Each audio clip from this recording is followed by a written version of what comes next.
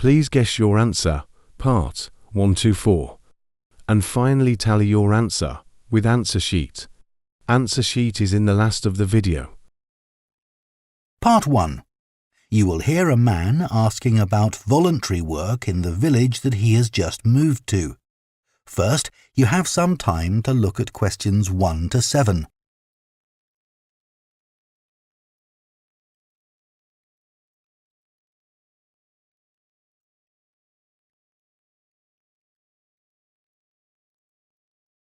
Now listen carefully and answer questions 1 to 7. Hello, Jane Fairbanks speaking. Oh, good morning. My name's Frank Pritchard. I've just retired and moved to Southo. I'd like to become a volunteer, and I gather you coordinate voluntary work in the village? That's right. What sort of thing could I do? Well, we need help with the village library. We borrow books from the town library, and individuals also donate them. So one thing you could do is get involved in collecting them. If you've got a car, that is. Yes, that's no problem. The times are pretty flexible, so we can arrange it to suit you. Oh, another thing is the records that we keep of the books we're given, and those we borrow and need to return to the town library. It would be very useful to have another person to help keep them up to date. Right. I'm used to working on a computer. I presume they're computerized? Oh, yes. Is the library purpose-built? I haven't noticed it when I've walked around the village. No, we simply have the use of a room in the village hall. The West Room. It's on the left as you go in. Oh, I must go and have a look inside the hall. Yes, it's a nice building. Do you run a lunch club in the village for elderly people? I know a lot of places do. Yes, we have a very successful club. I could help with transport, if that's of any use. Oh, definitely. People come to the club from neighbouring villages, and we're always in need of more drivers. And does the club have groups that focus on a particular hobby too? I could get involved in one or two, particularly if there are any art groups. Excellent. I'll find out where we need help and get back to you. Fine. What about help for individual residents? Do you arrange that at all? Yes, we do it as a one-off. Oh, in fact, there's Mrs. Carroll. She needs a lift to the hospital next week, and we're struggling to find someone. When's her appointment? On Tuesday. It would take the whole morning. I could do that? Oh, that would be great. Thank you. And also next week, we're arranging to have some work done to Mr. Salisbury's house before he moves, as he isn't healthy enough to do it himself. We've got some people to decorate his kitchen, but if you could do some weeding in his garden, that would be wonderful. OK, I'd enjoy that. And presumably the day and time are flexible? Oh, yes. Just say when would suit you best, and we'll let Mr. Salisbury know. Good. Before you hear the rest of the conversation, you have some time to look at questions 8 to 10.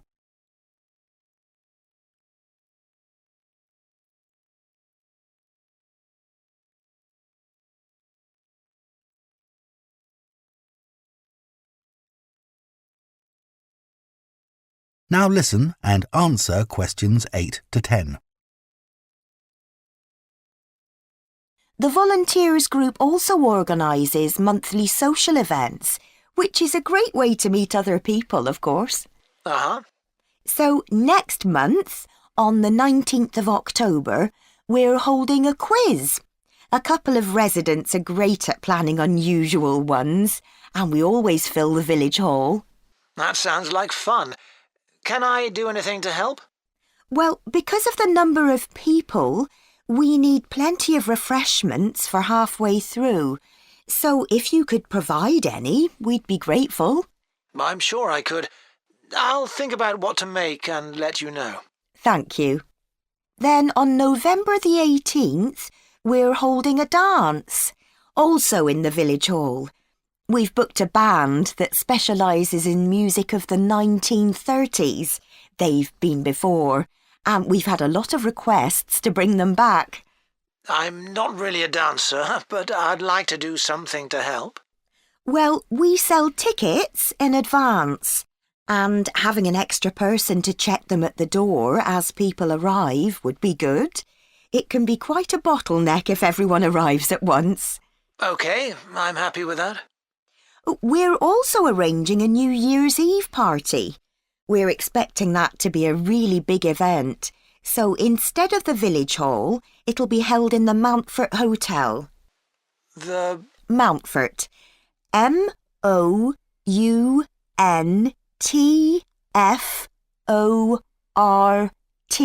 Hotel.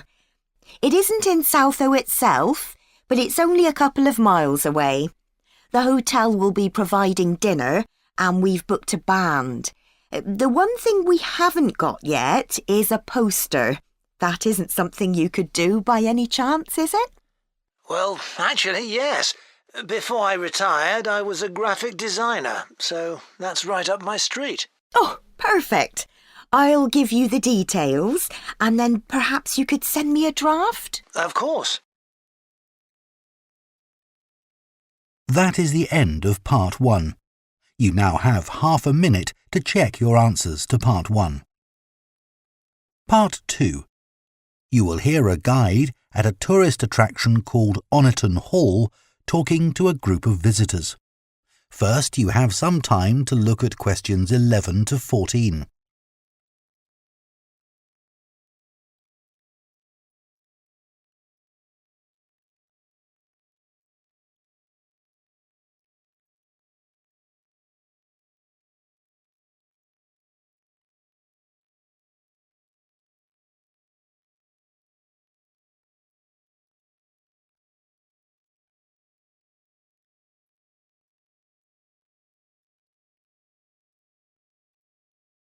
Now listen carefully and answer questions 11 to 14. Good morning and welcome to Oniton Hall, one of the largest estates in the area. My name's Nick and I'm one of the guides. I'll give you a brief introduction to the estate while you're sitting down, and then we'll walk round. The estate consists of the house, gardens, parkland and farm, and it dates back to the 14th century. The original house was replaced in the late 17th century, and of course it has had a large number of owners. Almost all of them have left their mark, generally by adding new rooms, like the ballroom and conservatory, or by demolishing others. The farm looks much as it's always done, although the current owner has done a great deal of work to the flower beds. In the 17th century, the estate was owned by a very wealthy man called Sir Edward Downes. His intention was to escape from the world of politics after years as an active politician, and to build a new house worthy of his big collection of books, paintings and sculptures. He broke off contact with his former political allies and hosted meetings of creative and literary people, like painters and poets. Unusually for his time, he didn't care whether his guests were rich or poor, as long as they had talent. Big houses like Oniton had dozens of servants until the 1920s or 30s, and we've tried to show what their working lives were like. Photographs, of course, don't give much of an idea, so instead, as you go round the house, you'll see volunteers dressed up as 19th century servants going about their work. They'll explain what they're doing and tell you their recipes or what tools they're using. We've just introduced this feature to replace the audio guide we used to have available. I see there are a number of children here with you today. Well, we have several activities specially for children, like dressing up in the sorts of clothes that children wore in the past. And as it's a fine day, some of you will probably want to play in the adventure playground. Our latest addition is child-sized tractors that you can drive around the grounds. Before you hear the rest of the talk, you have some time to look at questions 15 to 20.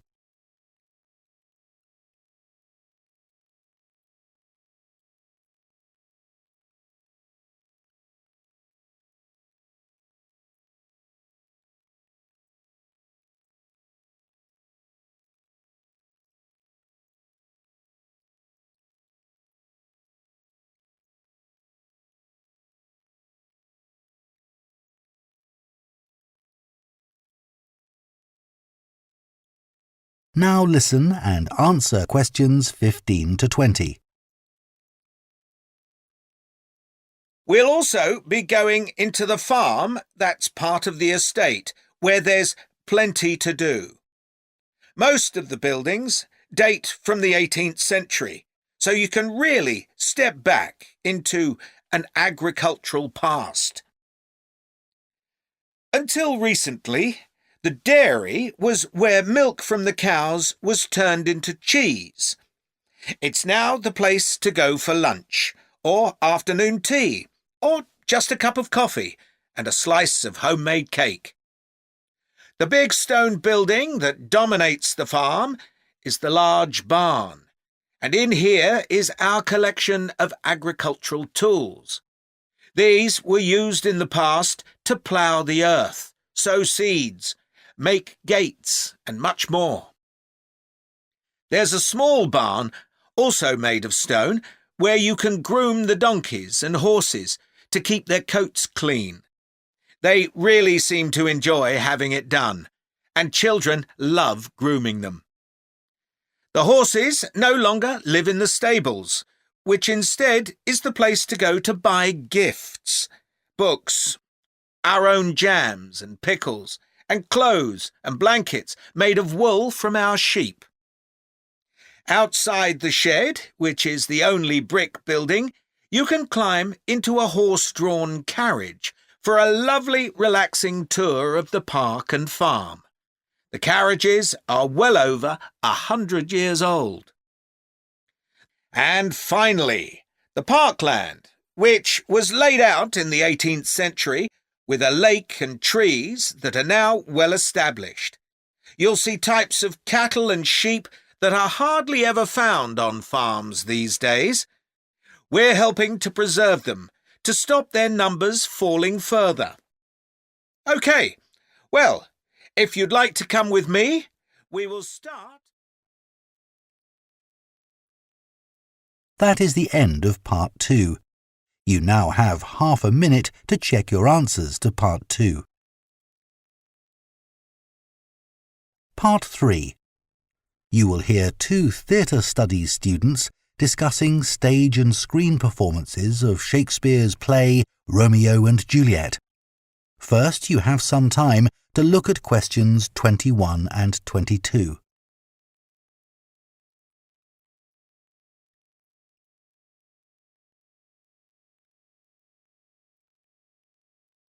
Now listen carefully and answer questions 21 and 22.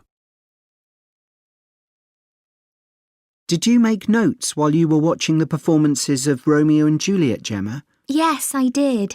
I found it quite hard, though. I kept getting too involved in the play. Me too. I ended up not taking notes. I wrote down my impressions when I got home. Do you mind if I check a few things with you, in case I've missed anything? And I've also got some questions about our assignment. No, it's good to talk things through. I may have missed things too. OK, great. So, first of all, I'm not sure how much information we should include in our reviews. Right. Well, I don't think we need to describe what happens. especially as Romeo and Juliet is one of Shakespeare's most well-known plays. Yeah, everyone knows the story. In an essay, we'd focus on the poetry and Shakespeare's use of imagery, etc., but that isn't really relevant in a review. We're supposed to focus on how effective this particular production is. We should say what made it a success or a failure. And part of that means talking about the emotional impact the performance had on us. I think that's important. Yes, and we should definitely mention how well the director handled important bits of the play, like when Romeo climbs onto Juliet's balcony. And the fight between Mercutio and Tybalt. Yes. It would also be interesting to mention the theatre space and how the director used it, but I don't think we'll have space in 800 words. No, OK. That all sounds quite straightforward. Before you hear the rest of the discussion, you have some time to look at questions 23 to 30.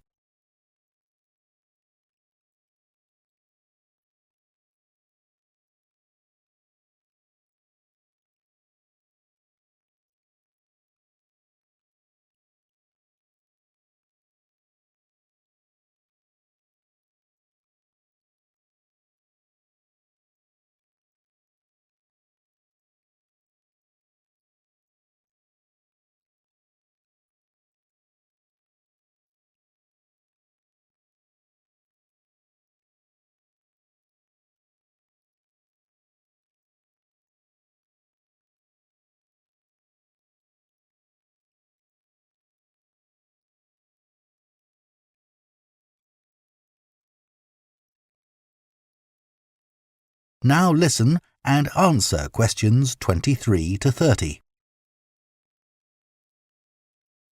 So, what about the Emporium Theatre's production of the play?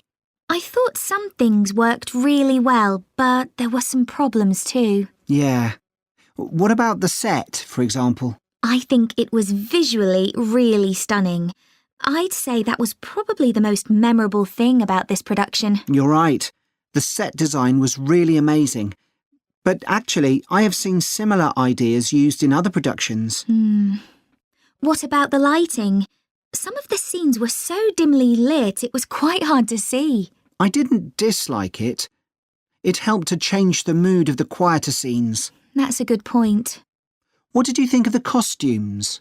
I was a bit surprised by the contemporary dress, I must say. Yeah, I think it worked well, but I'd assumed it would be more conventional. Me too. I liked the music at the beginning, and I thought the musicians were brilliant, but I thought they were wasted because the music didn't have much impact in Acts 2 and 3. Yes, that was a shame. One problem with this production was that the actors didn't deliver the lines that well. They were speaking too fast. It was a problem, I agree. But I thought it was because they weren't speaking loudly enough, especially at key points in the play. I actually didn't have a problem with that.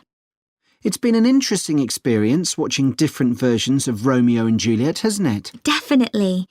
It's made me realise how relevant the play still is. Right. I mean, a lot's changed since Shakespeare's time, but in many ways, nothing's changed. There are always disagreements and tension between teenagers and their parents. Yes, that's something all young people can relate to, more than the violence and the extreme emotions in the play. How did you find watching it in translation? Really interesting.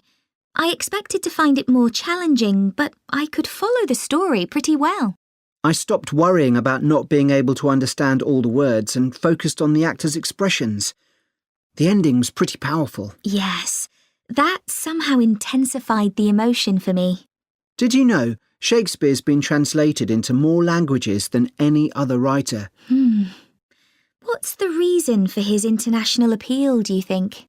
I was reading that it's because his plays are about basic themes that people everywhere are familiar with. Yeah, and they can also be understood on different levels. The characters have such depth. Right, which allows directors to experiment and find new angles. That's really important because... That is the end of part 3. You now have half a minute to check your answers to part 3. Part 4. You will hear a lecturer on a languages course talking about the impact of digital technology on Icelandic, the native language of Iceland. First, you have some time to look at questions 31 to 40.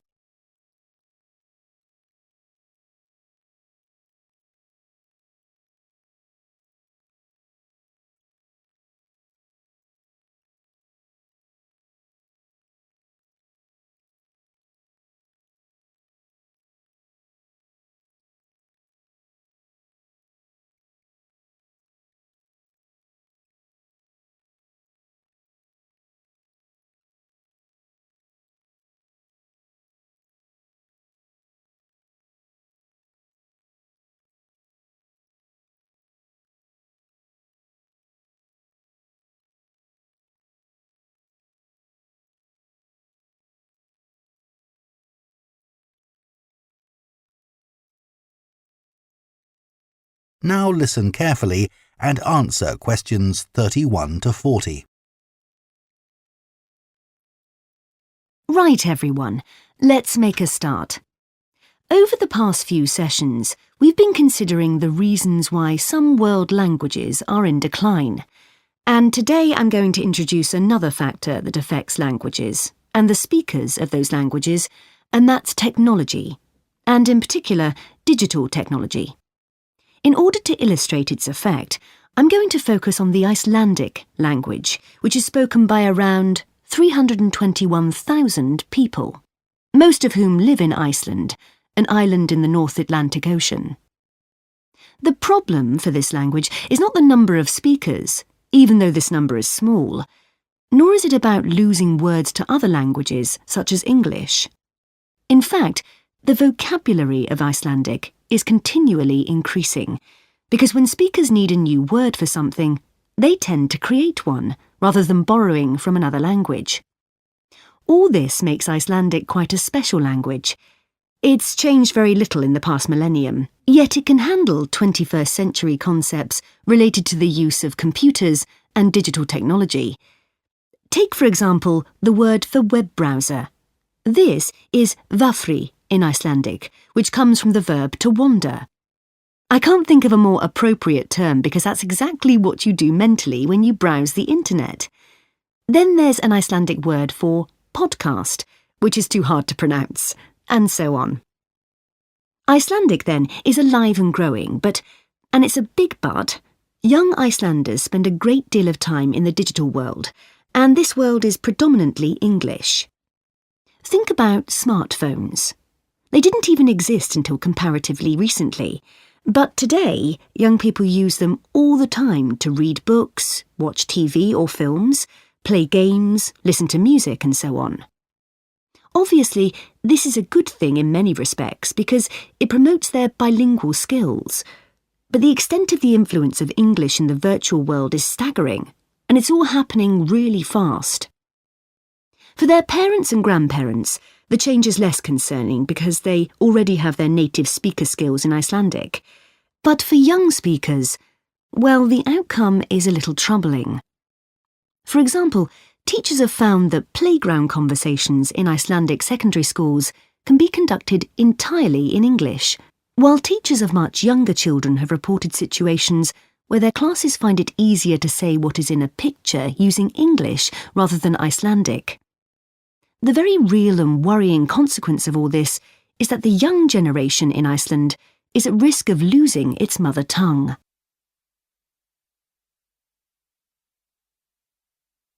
Of course, this is happening to other European languages too. But while internet companies might be willing to offer, say, French options in their systems, it's much harder for them to justify the expense of doing the same for a language that has a population the size of a French town, such as Nice. The other drawback of Icelandic is the grammar, which is significantly more complex than in most languages. At the moment, the tech giants are simply not interested in tackling this. So, what is the Icelandic government doing about this? Well, large sums of money are being allocated to a language technology fund that it is hoped will lead to the development of Icelandic-sourced apps and other social media and digital systems. but clearly this is going to be an uphill struggle. On the positive side, they know that Icelandic is still the official language of education and government. It has survived for well over 1,000 years, and the experts predict that its future in this nation-state is sound and will continue to be so. However, there's no doubt that it's becoming an inevitable second choice in young people's lives. This raises important questions.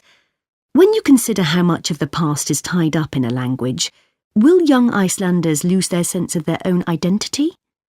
Another issue that concerns the government of Iceland is this. If children are learning 2 languages through different routes, neither of which they are fully fluent in, will they be able to express themselves properly? That is the end of Part 4. You now have 1 minute to check your answers to Part 4.